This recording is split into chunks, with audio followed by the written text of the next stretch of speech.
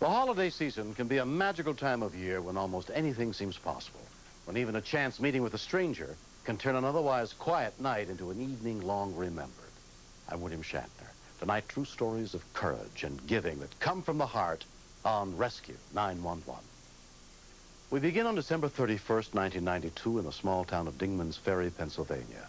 Sisters Melissa and Tina Erb were spending their New Year's Eve at the home of Tina's best friend, 14-year-old Danielle Malley, while her parents were at a party up the street.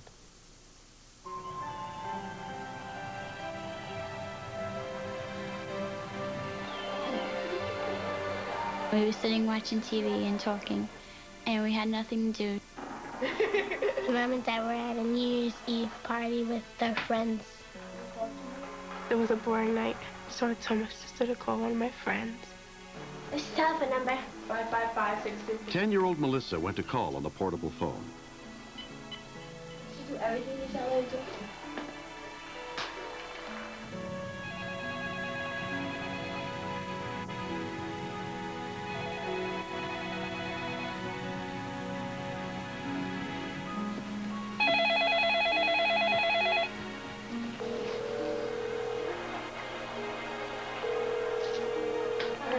Tamara there?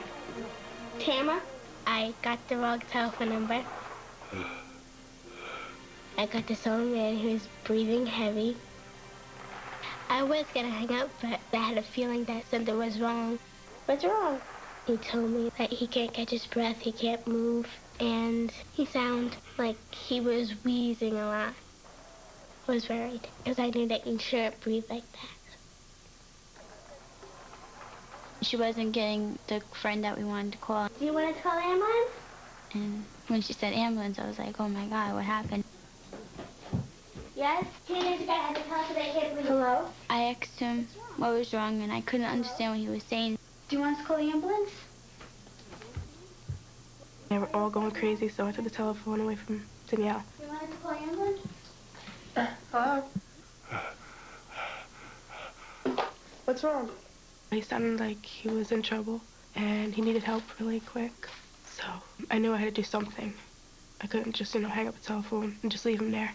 Where do you live? And I got where he lived, what road he lived on, and how old he was and all that. We told him to stay by the telephone because we were going to call the ambulance. So we hung up with him, and we just all went crazy. We were yelling at each other what to do and everything. The operator. No, not the operator. We went crazy looking for the telephone number. Do you know the card check number? No. Everybody says to get the emergency numbers and put it by your telephone, but I never did because I never thought this would happen. So it's in the back, right? No. Maybe in the front. Here it is. Hi, County Emergencies. We were just calling somebody on a telephone, and we got this guy. I don't know what his name is, but he couldn't breathe, and he lives in Birchwood Lakes, and he said to call the ambulance. The girls gave Pike County Dispatcher Donna Post the information they'd gathered. We have to write everything down, the name of the caller, their address, and if they're complicated directions, we have to write them also. So if you have an excited caller, that makes it difficult. And he said the 11th or 12th house on the right, and he said he has his light on, and he's 82 years old, and he couldn't breathe. The 11th or 12th house on the right. 11th or 12th. Mm-hmm. And he has a light on, and he said he couldn't breathe, and he's 82 years old. All right, and he's 82 years old? Yep. He didn't get his name, did you? No, he couldn't breathe. He couldn't talk a lot. Okay, I'll send an ambulance out. Okay, thank you. You're welcome. Bye-bye. Bye. She was a little excited, which is understandable, but she gave me the information I needed regardless. So it was very good. It enabled me to dispatch an ambulance without the name and without the man's phone number. We wanted to call him back. Press your dial. We wanted to assure him that the ambulance is on the way and that he was going to be okay.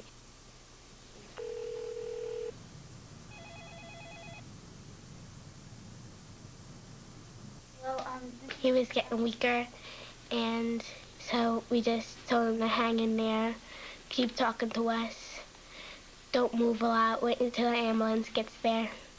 Just stay by the telephone, you don't have to talk. And he said he's sorry for ruining my New Year's, and I said, you're not ruining my New Year's. And he said, thank you for helping me because no one would have known I was here if you haven't called. Are you okay? He stopped breathing. The scariest part was when I thought he stopped breathing. And I was just about to cry because I didn't want him to die. Don't worry, they're on their way. I said, hang in there. Don't move. Keep talking to us. Don't fall asleep. I decided, well, I'll call the girls back to see if they could remember anything else. Hold on, I have no call. Don't hang up, okay?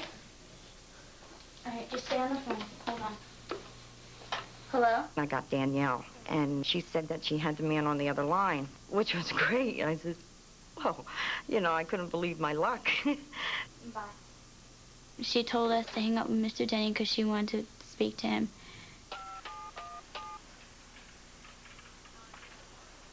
Mr. Denny, this is Pike County Communications. He indeed was having a very difficult time breathing. I know this is going to be difficult, but I was worried that maybe he might pass out, so I wanted to try to keep him calm.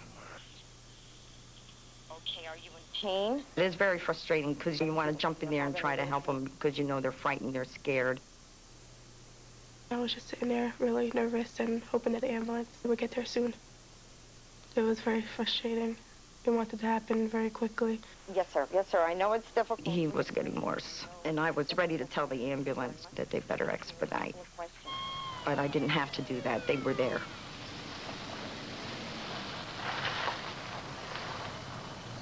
Among the Delaware Township volunteer rescuers who responded was EMT Joseph Kupcha. What seems to be the problem? He was experiencing a heart attack, and we realized that we had an emergency here, and we had to take the man to the hospital as soon as we could. Mr. Denny, The young ladies fortunately made a wrong number call to Mr. Denny, saved his life. I called the girls back, and I said that the ambulance had arrived, and he was en route to the hospital. And, of course, I thanked them for their help. They were very good. The ambulance is over there, and he's on his way to the hospital. And he's I felt much better because now I knew that he was in good hands and he was going to get better. Then we turned on TV and the 1993 ball dropped. 6, 5, 4, 3, 2,